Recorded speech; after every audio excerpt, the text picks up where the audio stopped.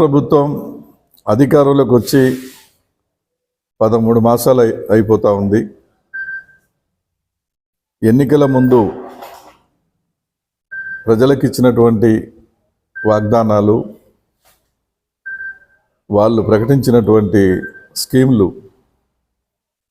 అమలు విషయంలో ఒక 2-3 తప్ప మిగతా ఏవి కూడా ఇంతవరకు ప్రారంభించినటువంటి పరిస్థితి లేదు. ఆ అమలయ్యేటువంటి 2-3 పథకాలు కూడా పూర్తి స్థాయిలో అమలు కావటం లేదు. ముఖ్యంగా రైతాంగానికి సంబంధించి రుణమాఫీ ప్రతి రైతుకు 2 లక్షలు చేస్తామని చెప్పేసి ప్రకటించారు. కానీ ఇప్పటికీ 30% మంది రైతులు రుణమాఫీ రాలేదని చెప్పి ఎదురు చూస్తున్నారు. వాళ్ళు ప్రకటించిన ప్రకారంగా 10,000 కోట్లు ఇంకా రుణమాఫీ అనేది రైతాంగానికి ఇవ్వాలి.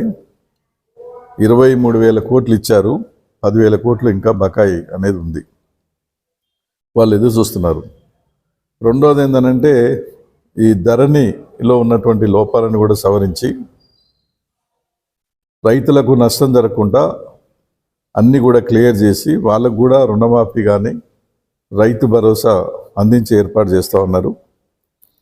ఇవాళ భూభారతి అనేటువంటి పేరుతోటి చట్టాన్ని తీసుకొచ్చారు. ఇక రైతులకు ఎలాంటి ఇబ్బంది లేదు. దాంట్లో ఉన్న లోపాలన్నీ సవరించి ఈ భూభారతిని తీసుకొచ్చాము. ప్రభుత్వం ఇచ్చేటువంటి అన్ని రకాల సబ్సిడీలు కూడా ఈ రైతాంగాన్ని కూడా అందుతాయని చెప్పి అన్నారు. కానీ అంతవరకు అది కూడా అమల్లోకి వచ్చిన పరిస్థితి లేదు. దాన్ని కూడా వీలైనంత త్వరలో దాన్ని క్లియర్ చేసి ఆ భూభారతిలో ఉన్నటువంటి పద్ధతుల్లో రైతాంగానికి ఈ భూములకు సంబంధించినటువంటి ఇష్యూస్ అన్నీ కూడా వాటిని ఫైనల్ చేయాలని చెప్పేసి కోరుతా ఉన్నాం. అదేవిధంగా ఇందిరమ్మ ఇండ్ల పేరుతోటి మరి పెద్ద ఎత్తున దరఖాస్తులు తీసుకున్నారు. కానీ ఇప్పుడు చూడబోతే ఊరుకు 5 మాత్రం ఇస్తాం, ఊరికి ఒక కోడి, ఇంటికి ఒక ఈకలాగా. మండలానికి ఒక గ్రామాన్ని ఎంపిక చేసి ఆ గ్రామాలు కూడా చిన్న చిన్న గ్రామాలు ఎంపిక చేశారు.